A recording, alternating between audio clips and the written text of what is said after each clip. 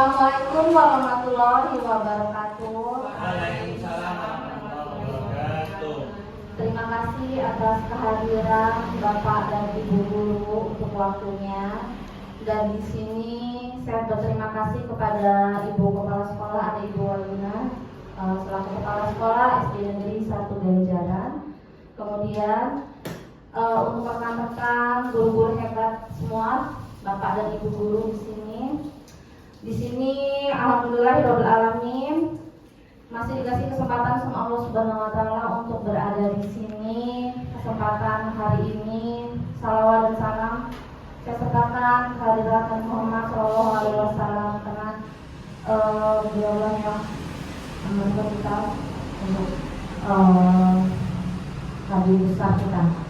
Kemudian di sini sebelum kita mulai kita berdoa dulu ya Pak ya. Setelah berdoa nanti kemudian kita menyanyikan lagu Indonesia Raya. Bapak ini bisa minta dibantu Pak untuk doanya Pak. Dipimpin untuk doanya.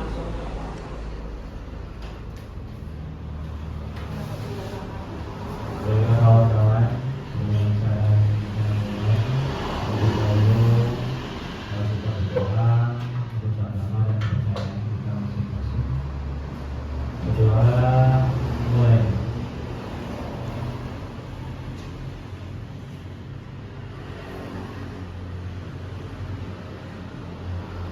Selesai. Baik.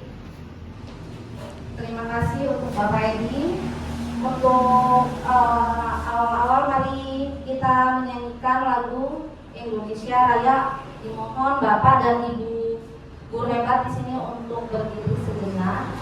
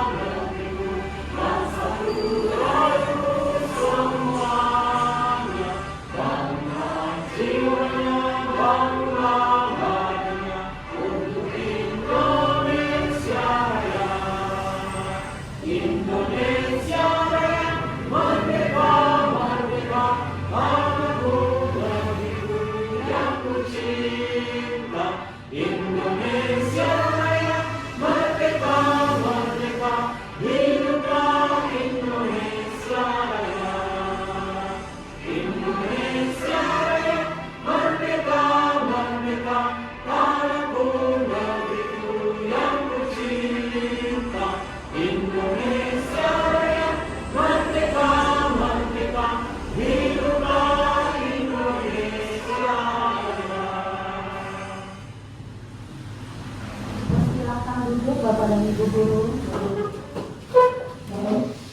Terima kasih. Di sini saya akan menyampaikan diseminasi budaya positif. Buat Bapak dan Ibu guru hebat di sini kalau ada yang mau minum ataupun makan, monggo dipersilakan. Karena di sini kita santai ya Ibu Bapak. Kita di sini diskusi sama-sama.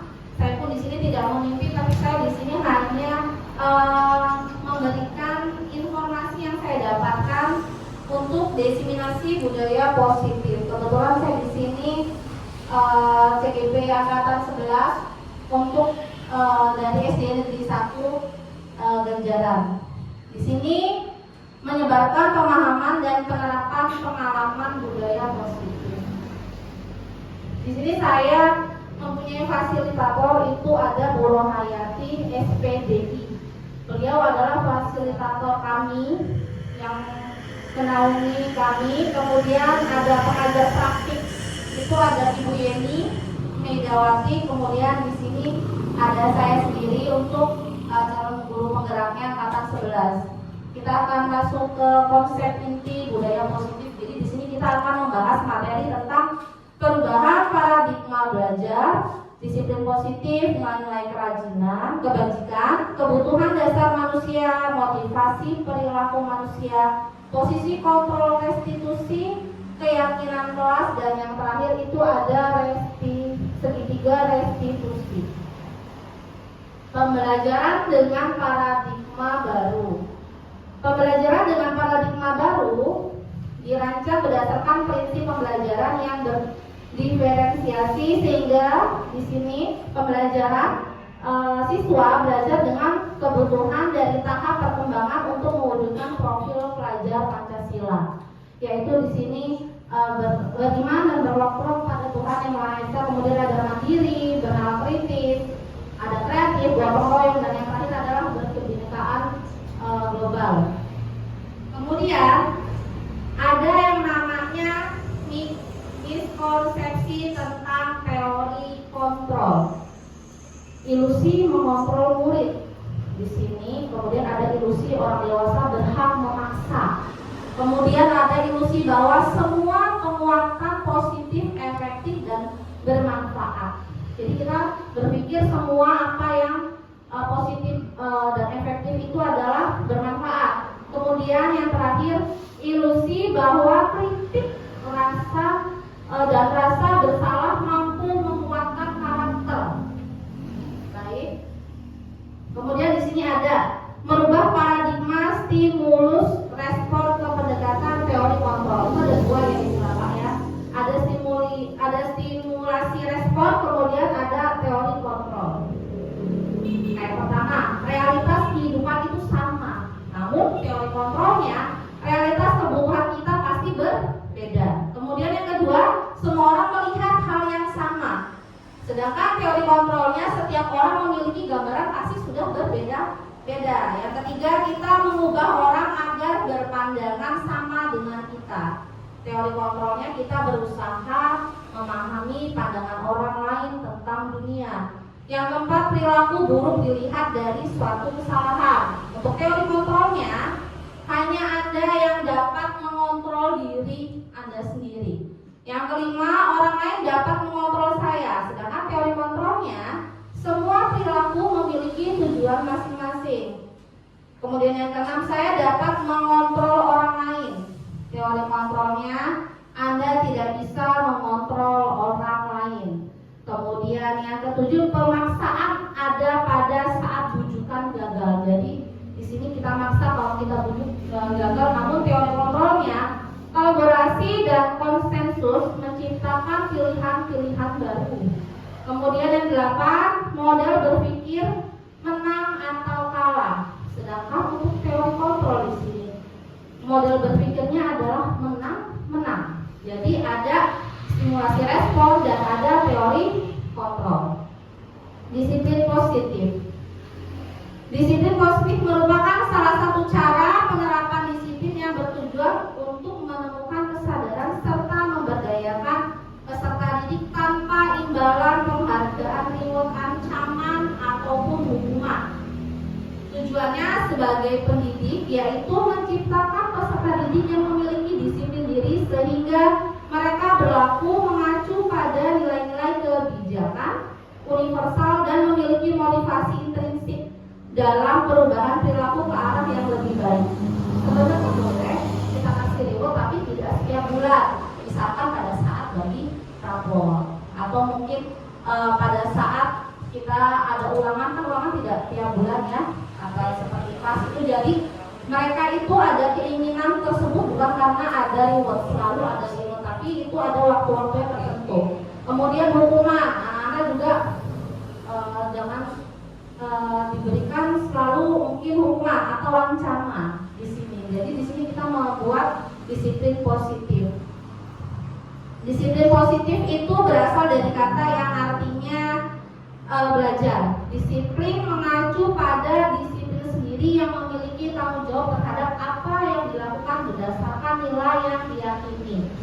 Disiplin positif merupakan salah satu cara penerapan disiplin yang bertujuan untuk menumbuhkan kesadaran peserta didik tanpa imbalan, penghargaan, atau reward, ancaman maupun hukuman. Sebagai pendidik, tujuan kita menciptakan peserta didik yang memiliki disiplin diri sehingga mereka berperilaku mengacu kepada nilai-nilai kebajikan universal dan memiliki motivasi intrinsik dalam perubahan perilaku ke arah yang lebih baik. Jadi di sini sudah terpampang untuk disiplin positifnya. Kita bisa lihat nilai-nilai kebajikannya. Nilai yang disepakati bersama lepas dari suku bangsa, agama, bahasa maupun latar belakang dari murid kita masing-masing. Contoh nilai kebajikan institusi dan organisasi. Ada profil pelajar Pancasila. Itu ada beriman bertakwa kepada Tuhan Yang Maha Esa dan berakhlak mulia, berkebinekaan global, gotong royong, mandiri, bernalar kritis, kreatif. Sedangkan untuk Ibu Primary Years Program atau PYP, toleransi, rasa hormat, integritas, mandiri, menghargai, antusias, empati, ingin tahuan, kreativitas, kerjasama, percaya diri, dan komitmen. Dan yang terakhir itu ada 9 pilar karakter Indonesia Heritage Foundation of Education. Cinta Tuhan dan segenap ciptaannya, kemandirian dan tanggung jawab, kejujuran, amanah, diplomatis, hormat, dan santun, dermawan, suka menolong. Kemudian gotong royong, percaya diri, kreatif, bekerja keras, kepemimpinan dan keadilan, baik dan rendah hati, toleransi, kedamaian, dan kesatuan. Ini adalah nilai-nilai dari kebajikan. Baik, kita pasti ada kebutuhan ya. Kebutuhan dasar manusia adalah segala sesuatu yang dibutuhkan oleh manusia untuk mempertahankan keseimbangan kondisi fisiologis dan psikologis yang bertujuan untuk mempertahankan kehidupan dan juga kesehatan. Jadi ada kesehatan dan juga ada kehidupan, itu harus seimbang. Itu adalah kebutuhan dasar manusia. Baik, ini ada ice breaking sebentar biar gak ngantuk. Kalau saya ucapkan door sekali, ibu barisnya doors. Misalkan saya bilang boom sekali, di sini seperti kena buah. Dan door berarti nggak kena gitu ya Bu ya. Kalau misalkan ibu salah, ibu gantikan saya. Ibu tunjuk teman-teman yang lain. Seterusnya seperti itu, bisa ya Bu ya? Kalau satu kali door, kalau boom, wah, kalau misalkan door nggak kena, gitu ya Bu ya? Nah, cuma satu kali ya door, kemudian boom, wah, door, nggak kena, bisa ya Bu ya? Baik, kita coba.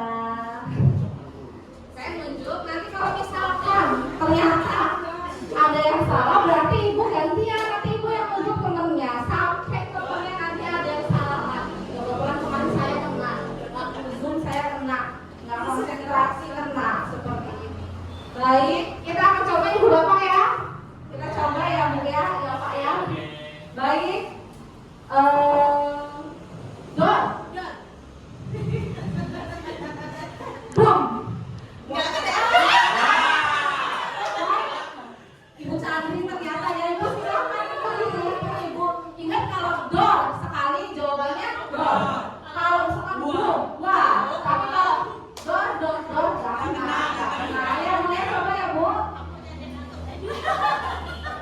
Jangan dikasih tahu berarti siap-siap. Ya boleh. Ibu langsung nunjuk aja nggak apa-apa kan kelihatan. Baik, konsentrasi Ibu ya. Dia kaget malah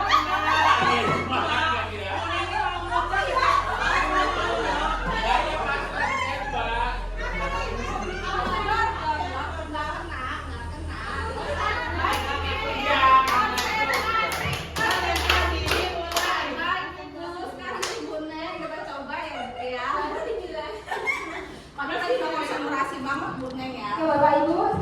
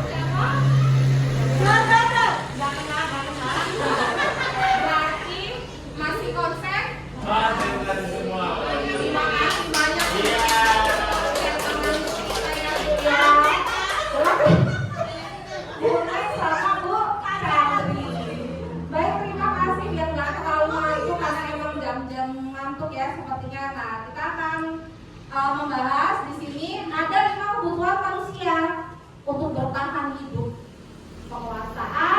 Bertahan hidup, penguasaan, kesenangan, kebebasan, kasih sayang, dan rasa diterima. 5 kebutuhan dasar manusia ini bertahan hidup atau bisa disebut dengan survival. Kebutuhan yang bersifat fisiologis untuk bertahan hidup, misalkan apa ibu-ibu makan. Kemudian ada apa lagi bu? Kesehatan. Itu adalah kebutuhan untuk hidup. Kemudian kita butuh rumah. Kemudian ada lagi rasa kasih sayang dan diterima. Untuk kasih sayang dan diterima ini adalah diterima, kebutuhan ini ada 3, yaitu kebutuhan fisiologis, kebutuhan untuk disayangi dan diterima, meliputi kebutuhan akan hubungan dan koneksi sosial, kebutuhan untuk memberi dan menerima kasih sayang, dan kebutuhan untuk merasa menjadi bagian dari suatu kelompok. Kemudian ada kebebasan. Ada 5 kebutuhan dasar manusia, yaitu kebebasan, kebutuhan untuk merdeka, adalah kebutuhan akan kemandirian, otonomi, memiliki pilihan dan mampu mengendalikan arah hidup seseorang. Kemudian kesenangan, itu juga salah satu kebutuhan dasar manusia, kebutuhan untuk mencari kesenangan, bermain, dan juga tertawa. Kemudian penguasaan, kebutuhan ini berhubungan dengan kekuatan untuk mencapai sesuatu, menjadi kompeten, menjadi terampil, diakui atas prestasi dan keterampilan kita, didengar dan memiliki rasa harga diri. Ini adalah 5 kebutuhan dasar manusia. Ada bertahan hidup, rasa kasih sayang dan diterima, kebebasan, kesenangan, dan juga ada penguasaan. Motivasi perilaku manusia untuk menghindari ketidaknyamanan atau hukuman, ini adalah tingkat terendah dari motivasi perilaku manusia. Itu ada motivasi. Kemudian ada ekstrinsik, untuk mendapatkan imbalan. Nah, untuk mendapatkan imbalan atau penghargaan dari orang lain. Kemudian ada motivasi intrinsik, yaitu untuk menjadi orang yang mereka inginkan dan menghargai diri sendiri dengan nilai-nilai yang mereka percaya. Nah, sini yang biasanya konsep disiplin. Ada hukuman, ada konsekuensi, dan ada restitusi. Untuk hukuman tidak terencana, biasanya tahu anak datang, ya udah kamu ambil sampah sebagai hukumannya. Biasanya itu hukuman, dia bersifat satu arah, yang dadakan ya, biasanya tiba-tiba tanpa terencana. Murid tidak tahu apa yang akan terjadi atau dilibatkan karena dia mendadak, mungkin terlambat atau yang lainnya. Bersifat satu arah karena guru tersebut saja, tidak ada yang namanya seperti perjanjian atau yang lainnya. Terus berupa hukuman psikis atau fisik. Kalau fisik biasanya latihan ya. Kalau psikis itu mungkin yang lainnya seperti tulisan dan lain-lain. Kemudian konsekuensi. Nah, konsekuensi ini terencana atau disepakati sesuai dengan peraturan. Jadi di sini murid tetap dibuat tidak nyaman karena peraturan tersebut. Kemudian sikap guru selalu memonitor murid. Itu sesuai nggak ya sama peraturan? Itu sesuai nggak ya? Itu namanya seperti monitor. Maksudnya ke konsekuensi. Yang ketiga yaitu restitusi. Proses menciptakan kondisi bagi murid untuk memperbaiki kesalahan. Proses kolaboratif yang mengajarkan murid untuk mencari solusi. Jadi ngajak murid cari solusi. Misalkan terlambat, kamu kalau terlambat jadi nanti seperti apa dan maunya seperti apa, besok seperti ini lagi atau enggak. Jadi dia ada yang namanya kita mengajarkan murid untuk dia mencari solusi sama-sama dengan gurunya. Baik, ini ada beberapa pertanyaan. Menurut Bapak dan Ibu guru hebat di sini, ada yang hukuman dan ada yang konsekuensi. Menurut Bapak Ibu, untuk yang mencatat 100 kali dalam buku kalimat, saya tidak akan terlambat lagi karena terlambat ke sekolah, itu hukuman atau konsekuensi Bu? Pak? Ya? Oke, ada yang hukuman, ada yang konsekuensi. Baik. Kemudian Ibu Bapak guru hebat, ada yang kedua, lari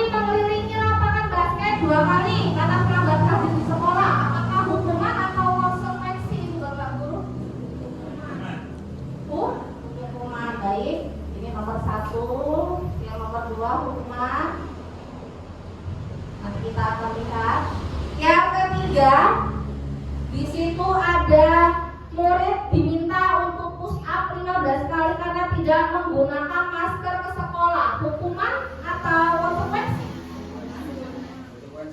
Ada konsekuensi, ada yang lain? Hukuman atau konsekuensi? Oh, hukuman. Kita coba lihat ya nanti ya ibu bapak ya. Hukuman.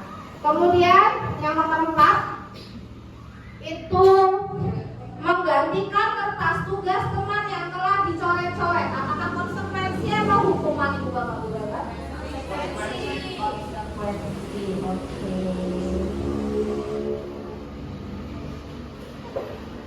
Kemudian ada yang nomor 5.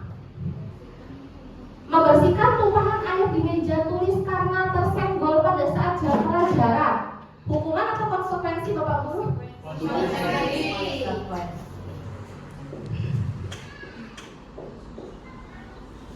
Baik, yang ke-6 itu ada murid disuruh untuk mengenakan sepatu seharian di sekolah. Untuk mengenakan sepatu seharian karena tidak murid disuruh untuk tidak menggunakan sepatu seharian di sekolah karena tidak menggunakan sepatu hitam.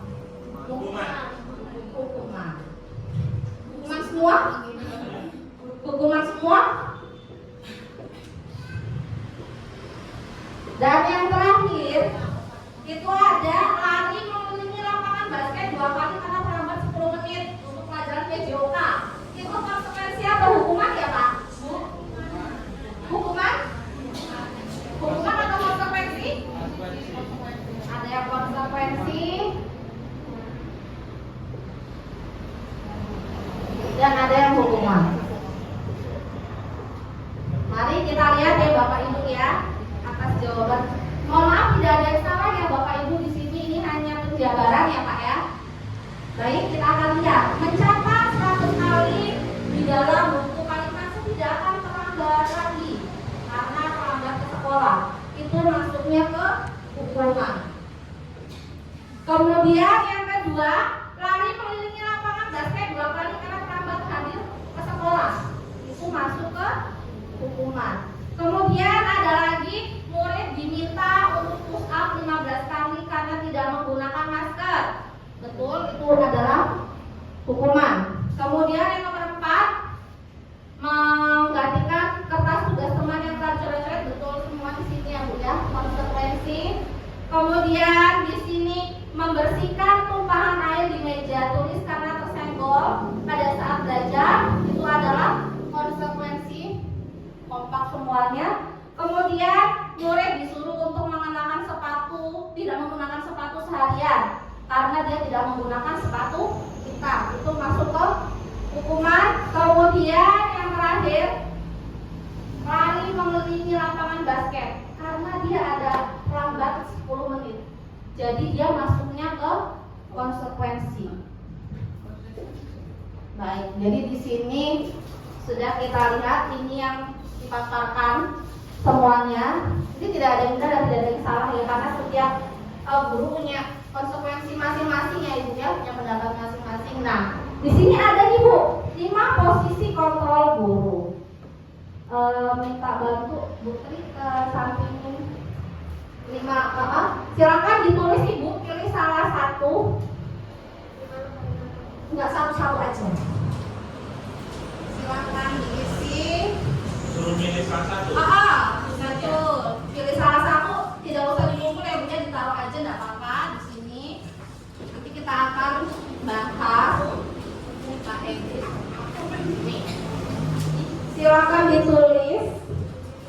Itu ada 5 posisi kontrol guru. Yang pertama adalah penghukum, yang kedua pembuat merasa bersalah, kemudian yang ketiga kita sama murid itu seperti teman, kemudian pemantau, kemudian yang kelima adalah manajer. Jadi silakan Bapak Ibu tuliskan saja, tidak ada yang salah ya Bu ya. Di sini tidak ada yang salah. Semuanya ini adalah posisi kontrol guru. Tidak ada yang salah. Boleh itu nanti dibilang sendiri kok Bu. Di dipegang, ditaruh di meja sini, kita paparkan. Jadi nggak ada yang salah, nggak ada yang pokoknya ini adalah posisi kontrol guru.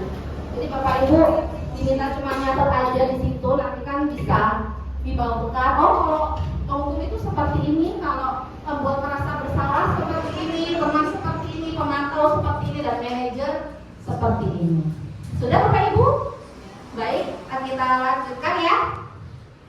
Baik, di sini ada penghukum, pembuat rasa bersalah, pemantau, ada teman, dan juga ada manajer. Baik, kita akan lihat ya Bu. Kita ada video. Ibu Bapak bisa lihat. Ada 5 posisi kontrol guru. Naren, sini kamu. Selamat pagi Bu. Selalu terlambat. Kamu deh, pasti terlambat. Maaf Bu, saya Apa? Apa coba? Alasan kamu apa lagi? Kapan sih kamu tidak terlambat? Malas sekali ya kamu jadi anak. saya Dasar pemalas. Gak kapok-kapok sih kamu. Sudah berapa kali terlambat? Sana, kamu keliling lapangan basket 2 kali. kenapa saya harus keliling lapangan basket Bu? Kenapa? Kamu lawan ibu. Berani-beraninya jawab. Sudah terlambat, masih berani jawab pula. Sekarang, keliling lapangan basket 5 kali sekalian. Biar kapok. Cepat. Pergi sana ke lapangan basket. Yang pertama, menghukum ya. Ini yang kedua. Membuat merasa bersalah.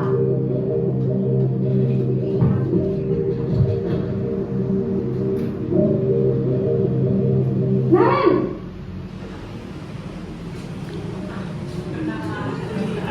Selamat pagi Bu. Naren, kamu kenapa terlambat lagi nak? Ya Tuhan Naren, kamu senang ya bikin ibu susah ya? Kalau kamu terlambat lagi, nanti ibu yang ditegur bapak kepala sekolah nak. Disangka ibu tidak bisa membina kamu. Duh, gimana ini? Maaf Bu. Duh Gusti Naren, kamu suka ya kalau ibu ditegur bapak kepala sekolah? Terus, sekarang ibu harus tulis apa ini di buku absen? Ini kan benar-benar terlambat loh. Ibu harus apa coba? Maaf Bu. Maaf sekali. Ya sudah, lain kali jangan bikin ibu susah lagi ya nak ya. Ibu tidak akan kuat lagi kalau kamu begini terus. Bisa jantungan kalau ibu ditegur bapak kepala sekolah. Sana cepat kelas. Maaf ya Bu. Maaf sekali.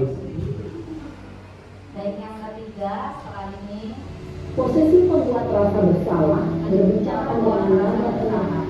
Ini posisi teman, guru dan teman.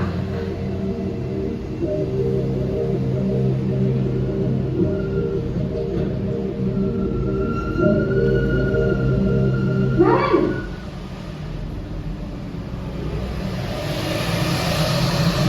Selamat pagi Bu. wah sudah jam berapa ini nak? Terlambat lagi ya sayang. Iya Bu. Habis ibu saya lupa bangunkan saya Bu. Kamu malah menyalahkan ibu kamu. Kamu bukannya anak yang larinya paling kencang. Kok terlambat sih? Iya Bu. Saya memang terlambat bangun tadi. Jadi biarpun saya lari kencang, tetap batasin ya Bu. Ya sudah salah. Nanti lain kali larinya lebih kencang lagi ya. Biar gak terlambat lagi. Bikin senang ibu. Demi ibu. Bisa kan? Bisa lah Bu.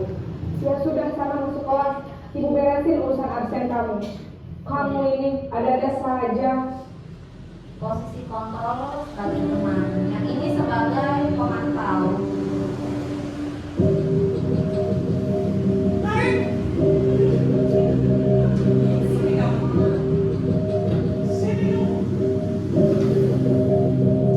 Naren,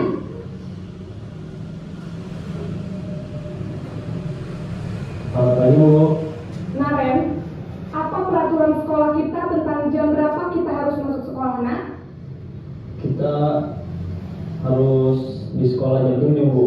Iya betul, sekarang sudah jam 7.20. Naren sudah tahu konsekuensinya jika terlambat hadir. Paham, Bu. Saya harus tinggal kelas pas jam istirahat selama 20 menit. Iya benar, konsekuensinya demikian. Jadi nanti jam 9.30 pas istirahat, kamu harus tinggal di kelas, kerjakan tugas tambahan untuk ketertinggalan kamu, ya. Baik, Bu. Yang ini posisi manajer Bapak Ibu, minta tolong dilihat dengan bersama.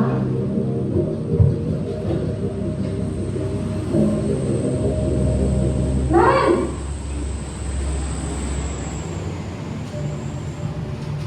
Selamat pagi, Bu.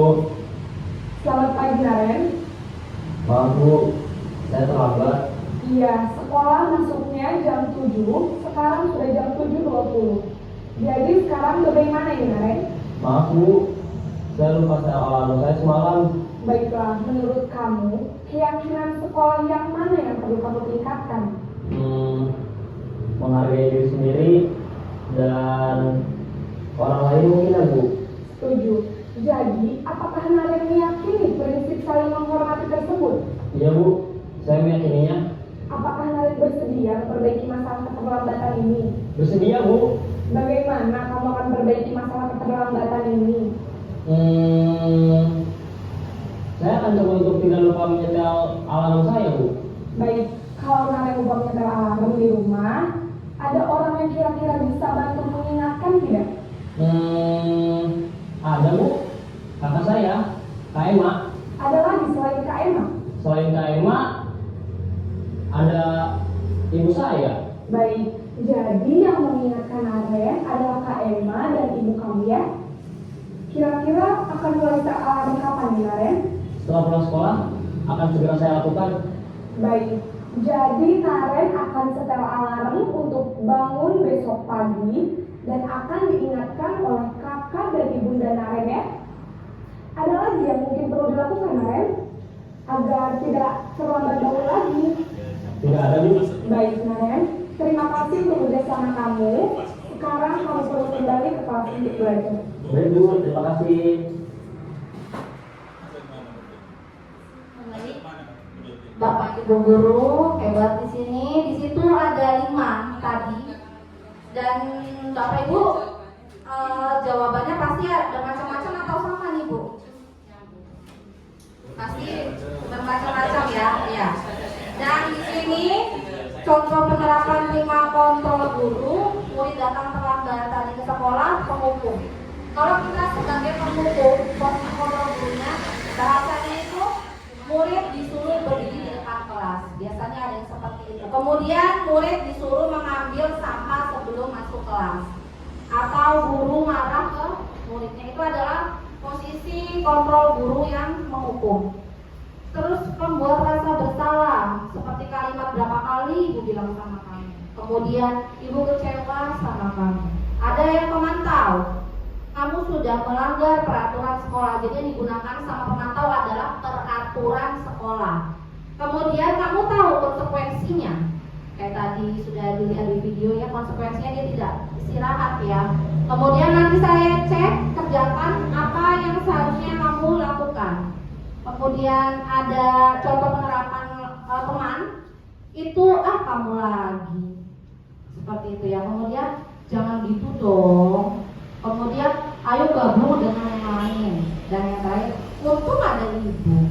Itu adalah posisi kontrol untuk yang teman. Nah yang manajer di sini, apakah kamu tahu kesalahan kamu? Jadi dibagikan ke anak-anak. Merasa bersalahnya itu dalam artian ya sudah ada yang namanya oh saya salah atau tidak sih gitu. Kemudian apa kira-kira pendapat kamu? Kemudian ada lagi bagaimana cara memperbaiki kesalahan kamu. Jadi di situ ada penerapannya kalau posisi manajer. Jadi ada yang seperti tadi sudah dibicarakan, ada penghukum, terus ada rasa bersalah, pemantau, teman, manajer. Menurut Bapak Ibu yang cocok itu yang mana ya Bu ya? Kak ya, Bapak Ibu hebat. Menurut Bapak Ibu yang paling cocok untuk pembelajaran untuk di sekolah itu yang mana ya Bu? Bapak? Yang manajer.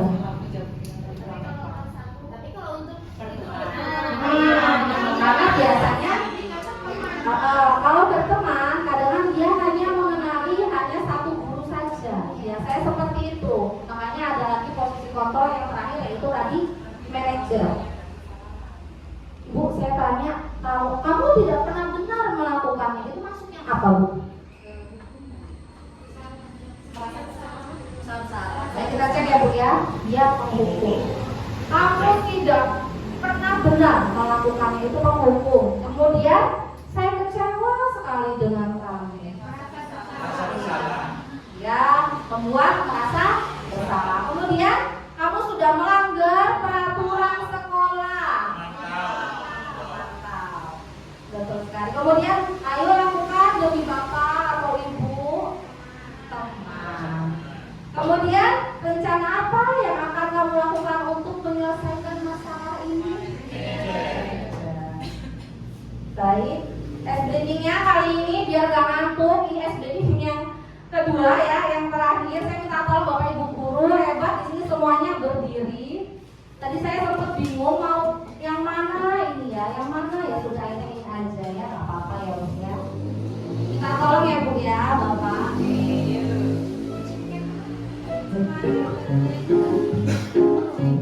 Tolong ya bapak ya. Ya Bu, ayo kita joget Ibu. Kebetulan disitu nggak ada gambarnya Ibu. Oh, tadi kira bapak. Anaknya gimana, Bu?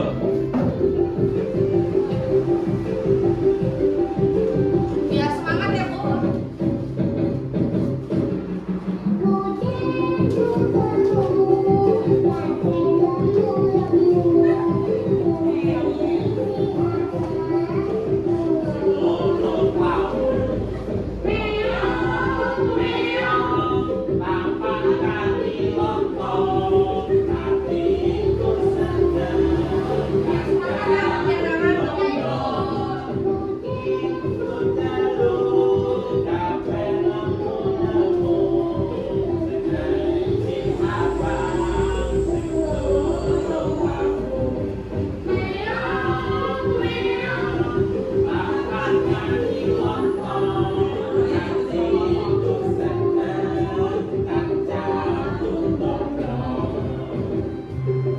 Ibu joget Bu, bapak, ayo Bang, semangat Pak. Biar nggak ngantuk ya Pak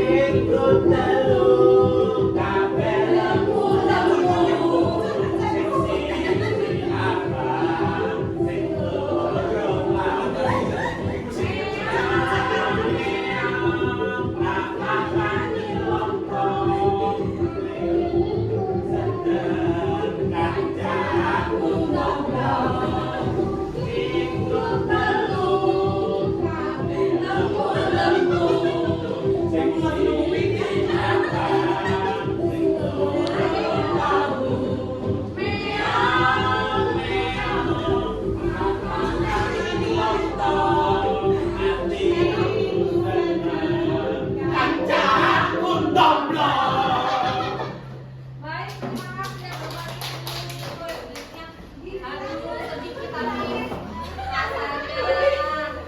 Baik, kita kembali lagi. Apa ya Bu ya? Putri doblong. Sing lumun aku.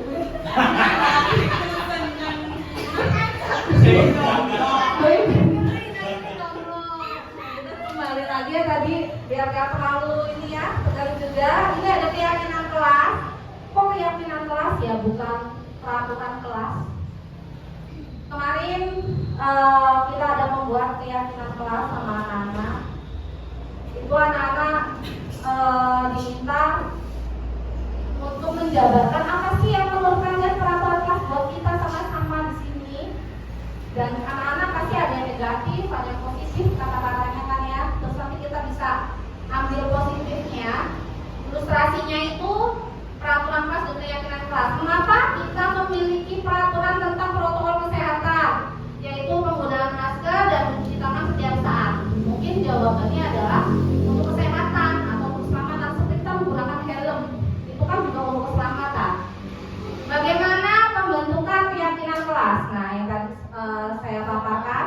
Jadi Bapak Ibu di sini baik guru kelas ataupun mapel juga bisa ya, ataupun perpustakaan juga pun bisa di sini membuat keyakinan kelas.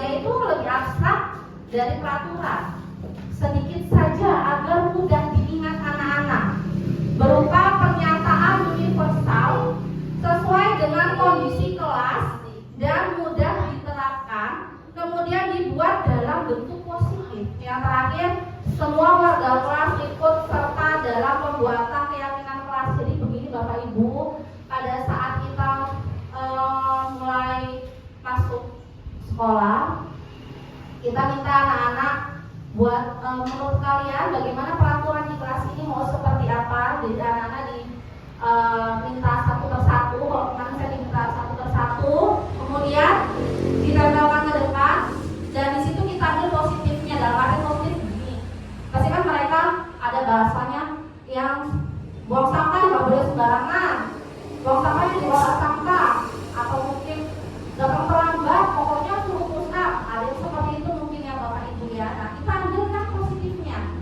seperti datang terlambat dimasukin ke disiplin.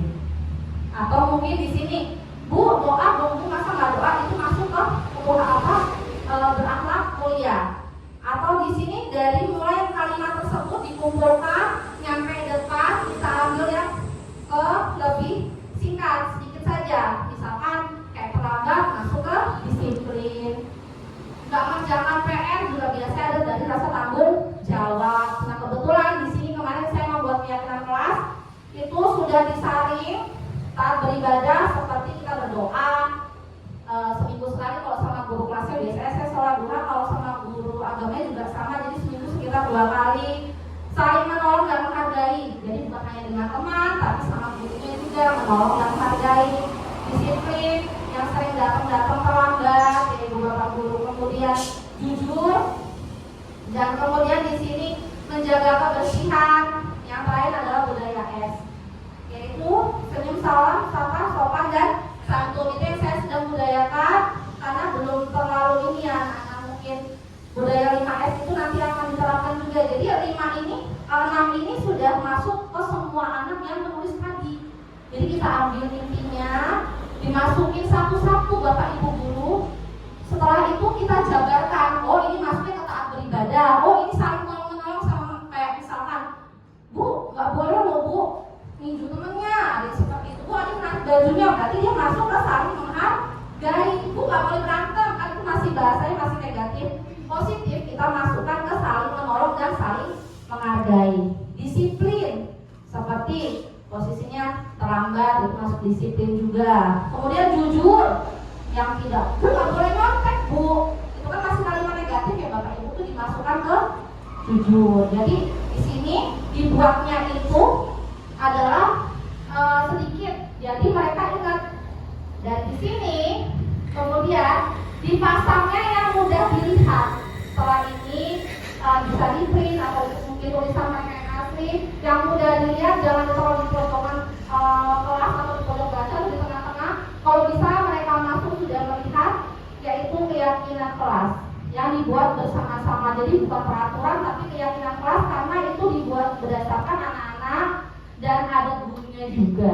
Jadi nanti kita besok bisa diterapkan juga di kelas-kelas. Jadi masing-masing kelas, mohon maaf Bapak Ibu guru, lebih enak kalau ada keyakinan kelas. Begitupun juga kalau misalkan ada pelajaran agama atau mungkin PJOK pun bisa, atau mungkin perpustakaan pun bisa buat keyakinan seperti ini. Ini ada segitiga restitusi, yaitu suatu proses dialog yang dijalankan oleh guru agar dapat menghasilkan murid yang mandiri dan bertanggung jawab. Sebenarnya sih sudah dijalankan, cuma mungkin tahapannya tidak seperti ini gitu. Kalau biasanya kan anak SD sudah minta maaf, ya udah selesai, udah maafan, kamu yang salah. Nah, ini tidak, dia balik lagi. Yang pertama menstabilkan identitas, kemudian memvalidasi tindakan yang salah, dan yang terakhir meyakinkan untuk keyakinan anak tersebut. Nah, menstabilkan identitas. Tadi kan kita sudah lihat ya Ibu Bapak, untuk videonya juga sudah ada.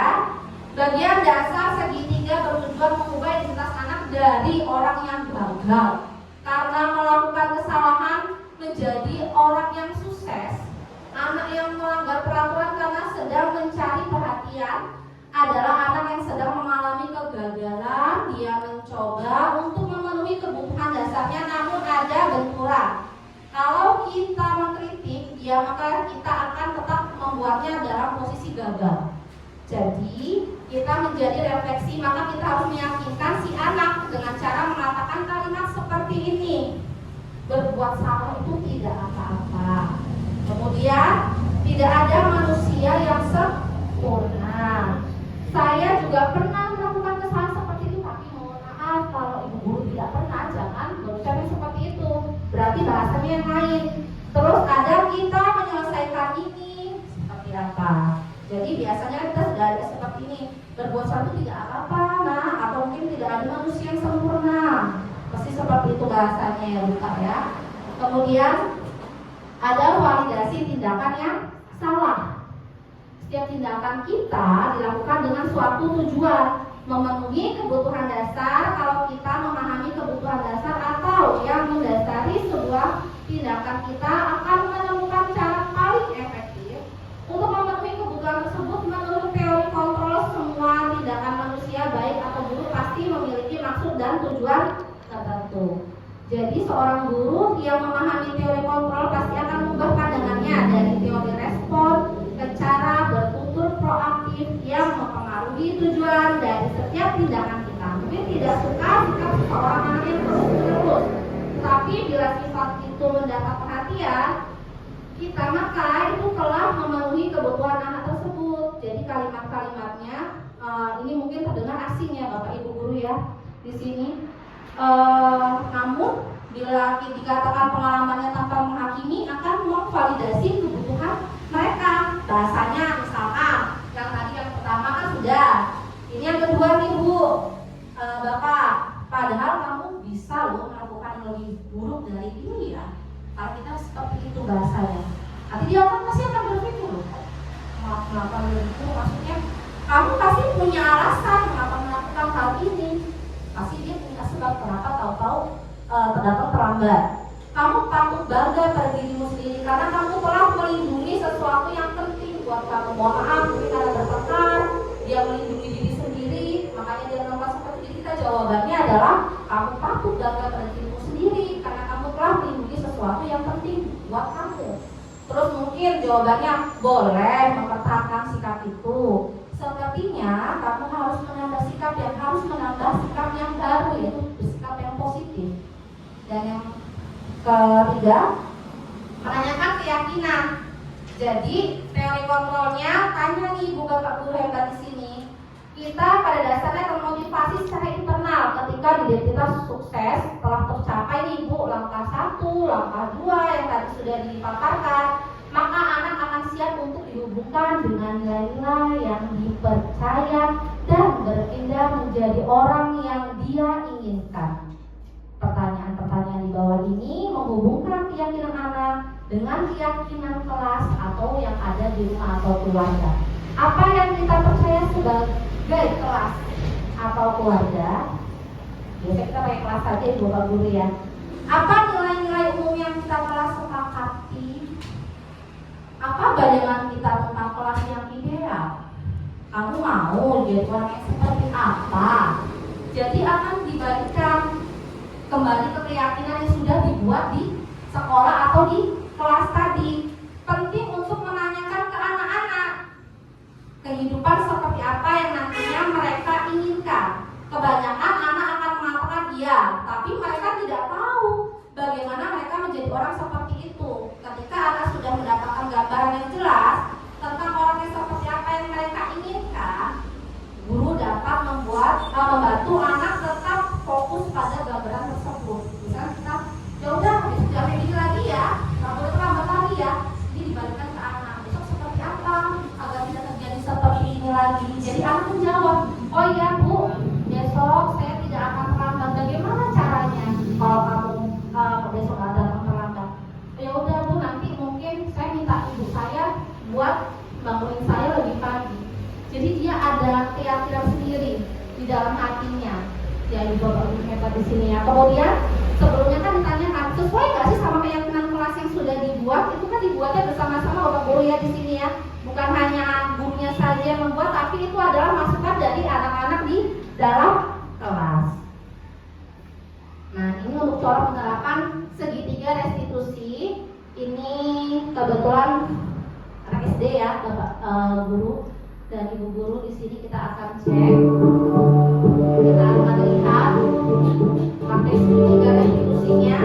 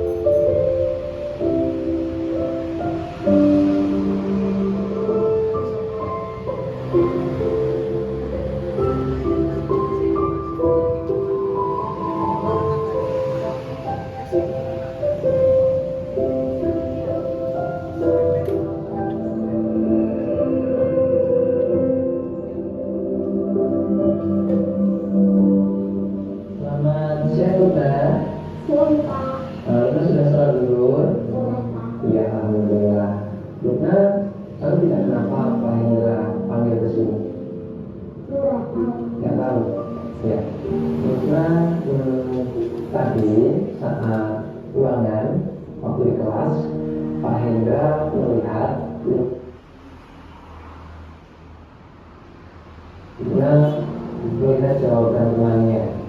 Tadi teman sebelahnya Azumi. Kita melihat jawaban temannya atau mencontek. Betul atau tidak? Betul. Betul. Ya, mencontek itu perbuatan yang baik atau tidak baik? Perbuatan tidak baik. Ya, baik. Nah, setiap manusia pasti pernah berbuat salah. Termasuk Anda juga pernah berbuat salah. Tetapi juga pernah dengan mencontek tadi. Termasuk kita bukan sebuah kesalahan. Tapi Pak Hendra di sini bukan mau mencari siapa yang salah, tapi Pak Hendra mau membantu untuk mencari solusi supaya Lukna tidak mencontek lagi. Nah, Lukna pasti punya alasan kenapa Lukna ini mencontek. Coba cerita sama Pak Hendra. Apa sih alasannya? Tadi malam tidak belajar. Dari mana nggak belajar? Kenapa tidak belajar? Mainan atau tidur? Mainan. Baik. Jadi ketika Lukman tidak belajar, akhirnya tidak bisa mengerjakan soal. Betul.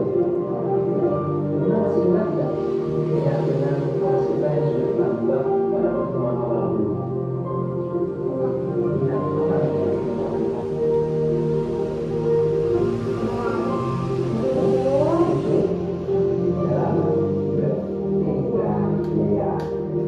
Lukman yakin bahwa sifat jujur itu kita perlukan dalam diri kita. Yakin? Sifat jujur itu baik untuk kita? Baik.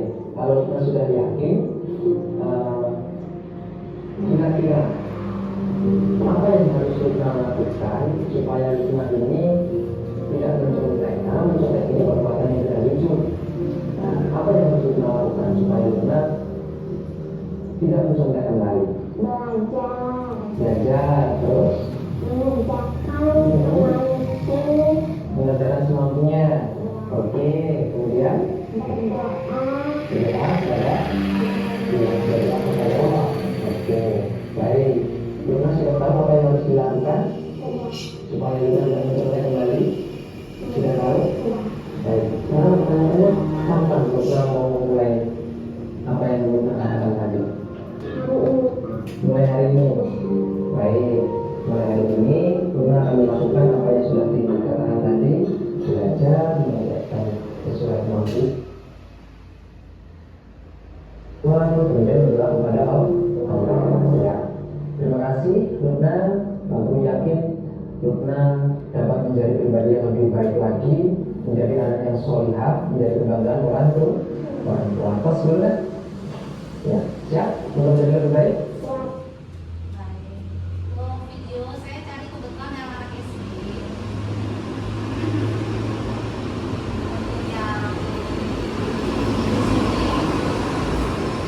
Itu tadi penerapan segitiga restitusi. Sebenarnya guru-guru ya sudah menerapkan, cuman mungkin ada tahapannya dan cara ngomongnya mungkin biasanya kita yang langsung yaudah jangan begitu ya, jangan begini lagi ya. Ternyata ini untuk penerapannya ada cara yang tadi segitiga restitusi tersebut, yaitu menstabilkan identitas, kemudian validasi tindakan yang salah, kemudian menanyakan keyakinan. Jadi menstabilkan identitas itu kita kasih tahu ke anaknya apa sih sebenarnya yang kamu lakukan, salah nggak sih nak, seperti itu. Salah pak, kenapa ya, karena itu nggak jujur pak. Kemudian ya kamu sudah termasuk baik karena sudah mengakui kesalahan. Kemudian ditanyakan kembali, menurut kamu seperti itu apa yang akan kamu lakukan untuk selanjutnya. Jadi ada tahapannya yang mungkin nanti dia akan menjawab sendiri, dan apa yang akan dia lakukan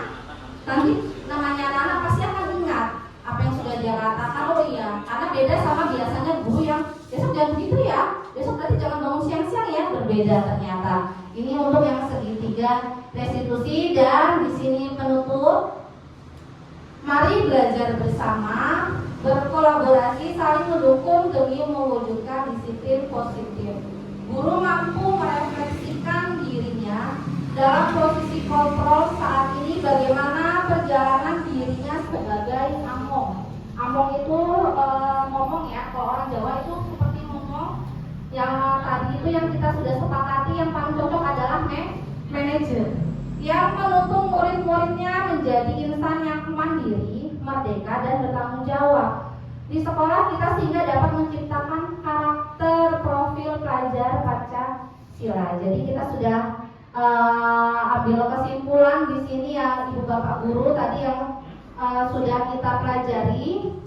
Dari mulai yang pertama tadi kita sudah mempelajari untuk perubahan paradigma belajar, kemudian disiplin positif, nilai kebajikan, kebutuhan dasar manusia, motivasi perilaku manusia, posisi kontrol restitusi, keyakinan kelas, dan segitiga restitusi. Dan di sini ini adalah pembelajaran yang saya dapatkan, dan di sini mudah-mudahan yang baik-baik kita bisa ambil untuk kedepannya, seperti keyakinan kelas, tidak ada salahnya Bapak dan Ibu guru buat di kelas, dari pasangkan ditaruh di tempat yang mudah dijangkau.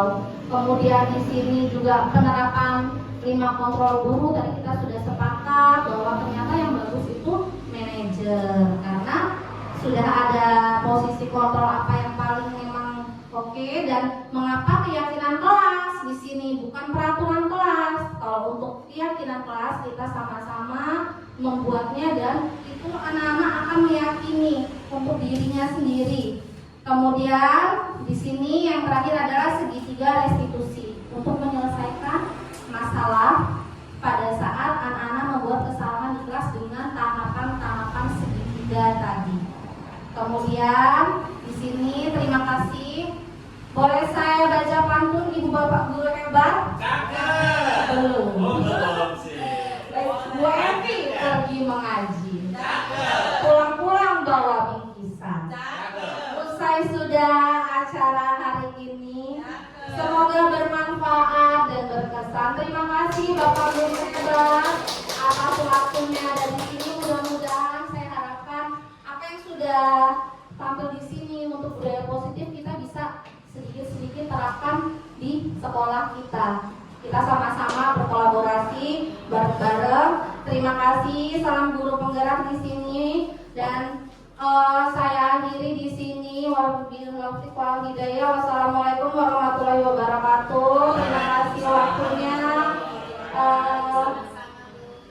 Untuk waktunya siang ini, dan mudah-mudahan apa yang kita jalankan siang ini semuanya bermanfaat untuk kita dan sama-sama untuk semuanya dan sekolah kita tentunya SD Negeri 1 Ganjaran kita sama-sama untuk berkolaborasi. Wassalamualaikum warahmatullahi wabarakatuh. Assalamualaikum warahmatullahi wabarakatuh. Nama saya Karisa Alisa Kumairo, saya kelas 3A. Tanggapan saya membuat keyakinan kelas sangat senang karena mampu membuat kami sadar akan budaya positif di kelas, yakni disiplin dan bertanggung jawab di kelas. Terima kasih. Selamat siang, saya Chandri, wali kelas 2, SD Negeri 1 Ganjaran. Saya sangat mengapresiasi keyakinan kelas Bu Alfa Hanum Marsudi, calon guru penggerak angkatan 11, terkait dengan keyakinan kelas. Di sini banyak perubahan yang telah terjadi setelah terbentuknya keyakinan kelas tersebut. Siswa lebih disiplin, nyaman, dan tertib. Kami harap Bu Alfa beserta guru lainnya dapat mengapresiasi keyakinan kelas tersebut di SD Negeri 1 Ganjaran. Terima kasih.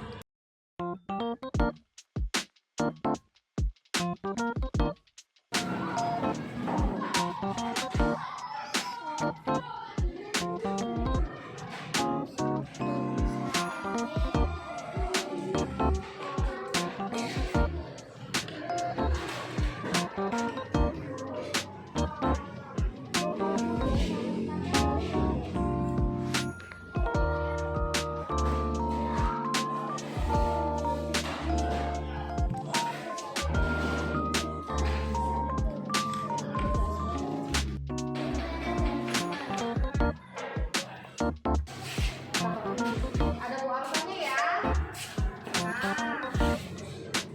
Nah,